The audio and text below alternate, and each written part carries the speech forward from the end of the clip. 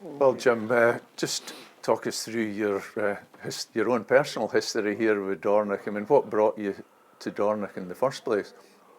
Well, my parents bought the Eagle Hotel in 1966, and my father was from Orkney, and we used to go to Orkney on holiday every year.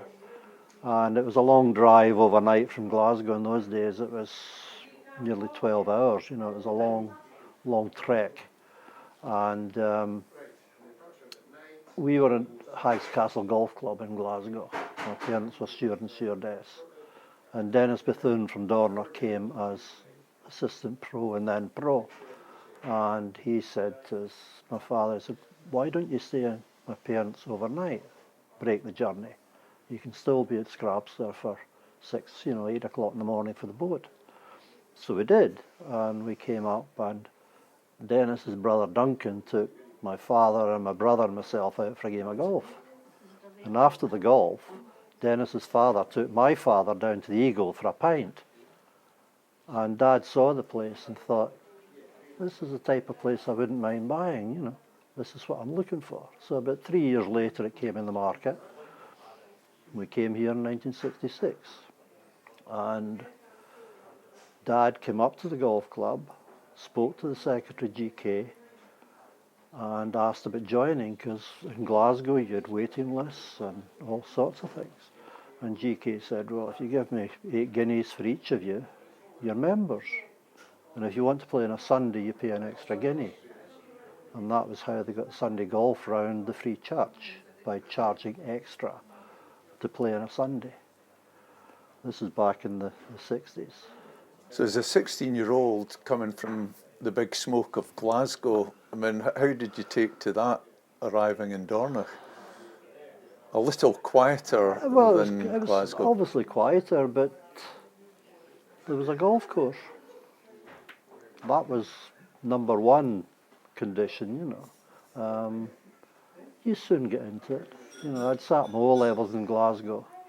I'd stayed down for a couple of months to sit my O-levels after parents moved up.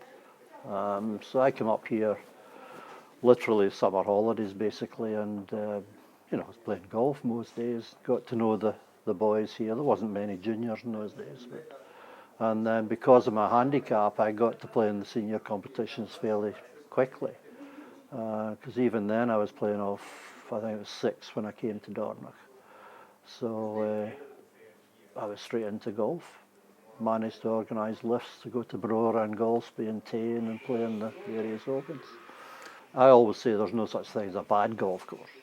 Even some of the 9-hole courses around the area, if you play them, you thoroughly enjoy playing them, because it's a different kettle of fish, basically. It's a different way. We know what we've got here in Dornoch. It's one of the best in the world, but we always knew it was a good golf course. And it's improved over the years, obviously. It's far better condition now than it ever was, because of the machinery we've got and the number of men we've got working on it. And the Struy is coming on, the second course is coming leaps and bounds over the last 5 years. And it's now a good partner for the championship course. It used to be, don't want to play the Struy, it's that sort of thing, but more and more visitors are starting to play it, which is good. Mm-hmm. Just on your own golfing exploits, I mean, is your name in any of the trophies here, Jim? Quite a few. The late 70s I won the club championship 4 years in the trot, and that's only been done, I think, once since.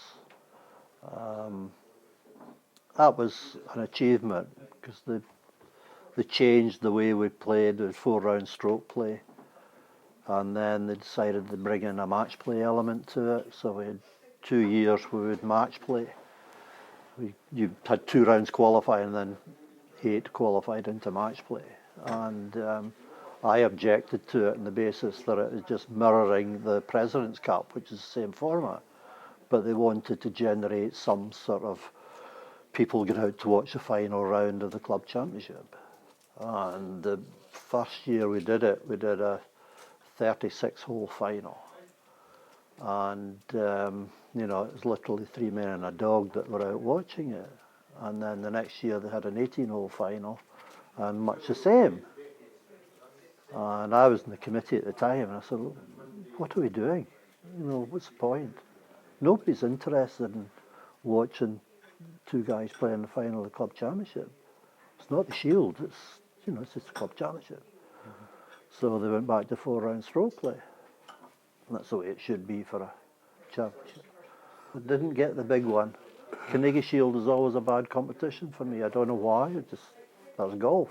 You have bad spells, and it always seemed to collide with a Shield. It was annoying, but Was that a source of disappointment, irritation to you? yes.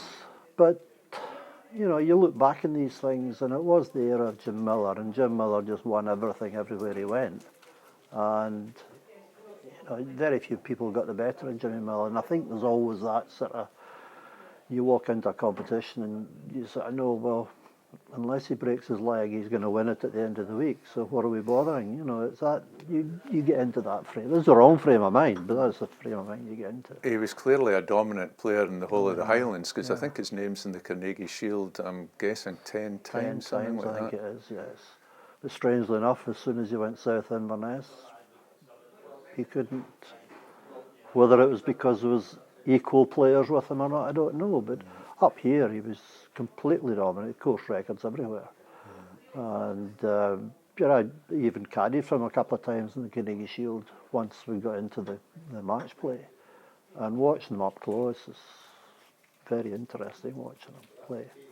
Just your other roles within the golf club, you touched on up in the admin side. I started on committee in late 70s until 93. I left Dornoch in 93. I was vice captain in 93, but the job took me away from here, so I had to give that up at that time. Came back in 2007, went straight back onto committee, ended up as captain in 2014, which was great. It's a great position to hold in this club.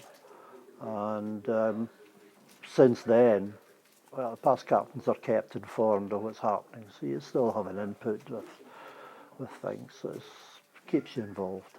I was captain for the 400-year celebrations, which was a very enjoyable year, very busy year, a lot of things going on.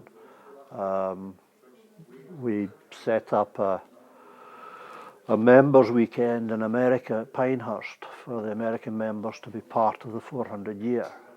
So unfortunately I had to go to Pinehurst for a weekend and play golf and socialise with them, and we had a member at the St Andrews Club in New York, and he invited us up there just after that. So we had 3 days up there with them, and we had a very good time there as well. I mean, there's very strong American ties nowadays with indeed. Dornoch. Yeah.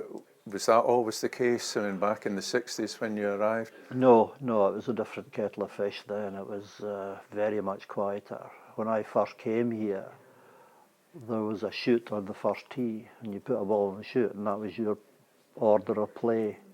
There was no starting sheets or anything. We didn't need them. There wasn't hardly any visitors. And trying to think back, Donald Booker Milburn was captain in the 80s, and the course was starting to get busier, and the fairways were starting to get a wee bit worn with the amount of play that was suddenly on them. And Donald decided with the committee that enough was enough. We're going to put our green fees up by 100%, keep the Americans away. And all that happened was we doubled our income. So we'd found the secret. So then, since then we've promoted Dornoch and encouraged American visitors to come here. Is there a particular time that you could pinpoint as when things began to change and the word began to spread about Royal Dornoch? Well, there's an article in the New York Times. Lauren Rubinstein wrote an article about this jewel in the north that was that far away that nobody had heard about it and whatnot. And suddenly the Americans started coming, and then you get Ben Crenshaw coming, and then Tom Watson coming, And I think from that point it sort of mushroomed from there, that the popularity of the place. And do you have recollections of the initial visit to Tom Watson? I had a phone call from Ken Murray, the secretary, in July 1981. Asked me if I would caddy for a VIP on Saturday. And I said, yes, who is it? He said, I can't tell you who it is. They want their visit kept quiet. Fair enough. He said that Dennis Bethune was going to be caddying as well. So that was fine. So we come up here on the Saturday morning up to the Royal Golf and met Tom Watson and Sandy Tatum. And we came down to the club, and there was a photograph taken with Willie Skinner, the pro, and the four of us in front of the clubhouse. And being Dornoch, jungle drums soon got around, so by the time we teed off, there was probably about 30 or 40 people. And it was a drizzly, sort of windy day, you know, normal summer's day in Dornoch. And when we came off the 18th, Dennis and I were fairly wet because we didn't have umbrellas or anything. Obviously Tom and Sandy had umbrellas.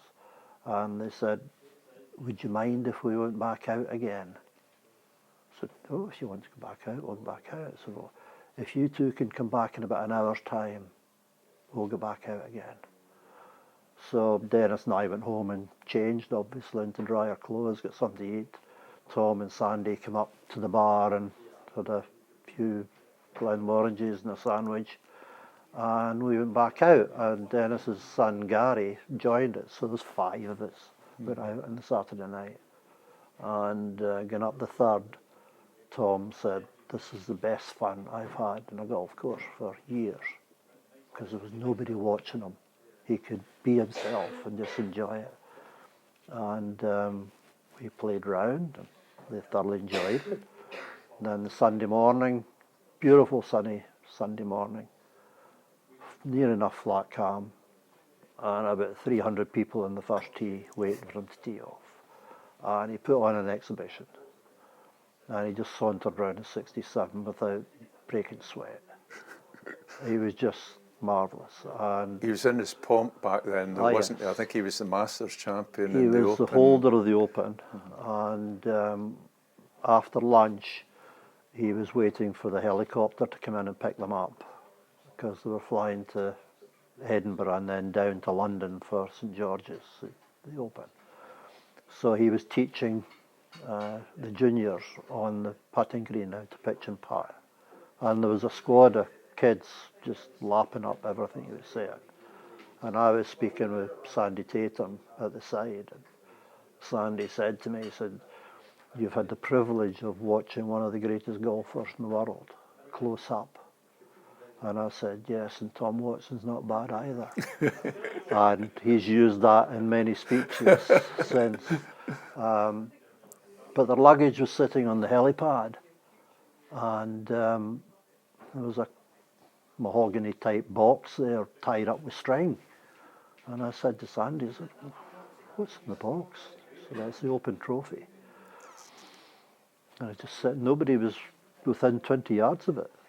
It was just sitting there.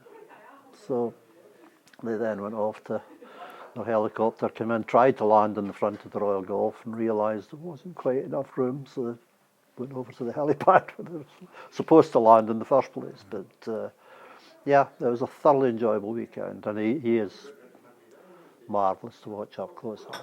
So both Tom Watson and Crenshaw are honorary members, and presumably that was to reflect how they helped put the club on the map. I think they kick-started the big rush of Americans coming over, because obviously they went home and talked about it, you know, because they both enjoyed playing here and realised what we had here, you know. They were obviously played all the best courses in the world, and I realised that, you know, you could have the Open here quite easily and the course would probably win.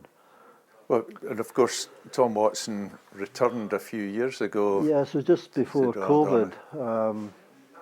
He and his family were over. They were staying in I think it was outside Dingwall somewhere in a private house. But he drove up here and taxied up in a minibus sort of thing. And when he arrived, we recreated the photograph in the front of the clubhouse with Andrew Skinner instead of his father. Andrew is a pro now. And Dennis's grandson as a caddy for Tom, because Dennis had passed. And within, I don't know, 20 minutes or so of coming out of his minibus and aircraft and whatnot, he just stood in the first tee, took out a 3-wood and put it through the back of the green. 320 yards. It was downwind, it was fairly strong wind blowing right enough, but that's the type of player he is. He just stands up and hits the ball, and he's a marvellous player. Really lovely.